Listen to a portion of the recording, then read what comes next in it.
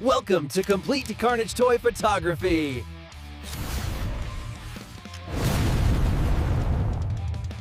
Hello and welcome. It's Carnage. Wanted to take a look at Mainframe because possibly he's one of my favorite figures of the year. Number one, I think, is reserved for the Rattler Baroness, who's just outstanding. But Mainframe, man, he is right up there. I wanted to wait a little bit before I did take a video because he's got so many great accessories, and I wanted to make sure that I got some photography showcasing all these great accessories. So obviously he's got an extra head sculpt here with a removable helmet, and it's more of a tactical helmet versus the cap that he's got here.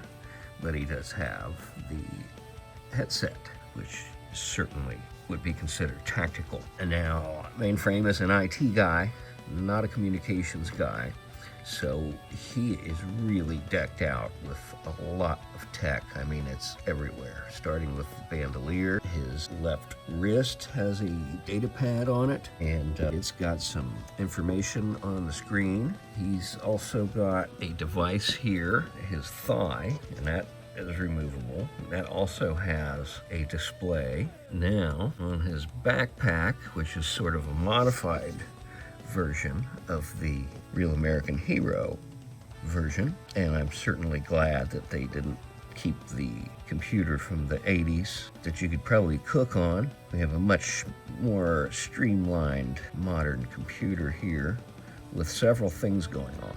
As you can see on the top part here, there is a cable. This is the same cable that Breaker has. It's the smaller cable. It's not a hose, it's just a cable. And it is connected to yet another pad here, yet another device, and that is removable, and it's connected to the backpack with a hose, with a cable. Also connected to the backpack down here is his laptop. It's got some articulation going on, and it's actually the piece that I think would either be the drive or possibly the key. I'm not quite sure, and I'm sure someone can probably answer that for us. But let's see if I can pull this out without knocking him over. Yeah, very good. So the laptop opens up here, and you can see the keyboard here. Let's get some light on the subject. There we go. So we have the keyboard there. We have a really great looking display with a lot of very important looking information. And then there's a smaller display down there in the left-hand corner, and some buttons and whatnot, some more tech. And then, I was mentioning, let's see if I can do this one-handed. There we go.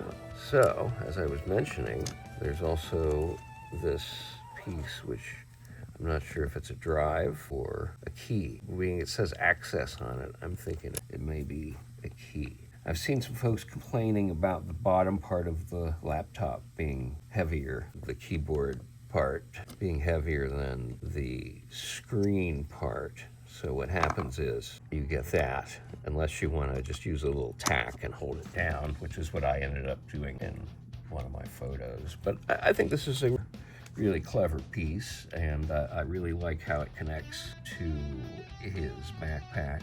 Very high tech, and of course you have a ton of possibilities here for his photography. We're not done though. He's got a pistol, and the cool thing about this pistol, let's see if I can do this. See, the pistol is removable, and it gives him a lot more room to work with his arms. It also changes his look up just a little bit. You know, if he's in the pit working on his computers and whatnot, he doesn't necessarily need to have that pistol right there. So he's also got a knife here, and he's got some various IT pieces here. I don't know what those are. The little diode things to check how much signal or power you got, something like that. So anyway, he's got the knife, he's got the pistol, so he is ready to defend himself. He's not just an IT guy.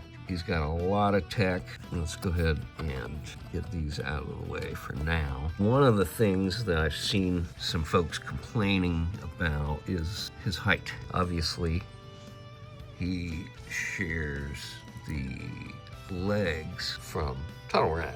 So they're roughly, they are roughly the same height. He might be just a hair taller than Tunnel Rat. Let's go ahead and look at him next to somebody else. How about Brigger? So obviously you can see there's a little bit of a height difference between these two guys. For me, it's not dramatic, and it's not worth changing his legs out over. Let's put him next to a guy who's really tall, which is the Grim Viper. And, again, for me, I'm really at a place where I'm trying to avoid taking pictures of guys standing around. And, I just feel like with the kind of shots that I do and the kind of shots that I aspire to do, the height isn't really so important. I mean, sometimes you're going to be showcasing maybe a height difference in certain characters, but just looking at the shots that I've already taken Mainframe here, sometimes he's sitting, sometimes he's crouching, and you just don't really even see his height. So, I think he's got a great look. I like how has great continuity between the shirt and the pants, and I just don't want to change that. And for me, it's just not a big deal, and it's something that is really only noticeable in certain types of shots. So for me, I don't know if he's a 10, but he's certainly a 9. There's no doubt about that. And he would certainly be on my top 5 classified figures, 425. For me, he's a winner. So let's get into some photography. What do you guys think about Mainframe, and did you end up swapping out the legs? And if you did, what legs did you give him? Thanks for watching, folks.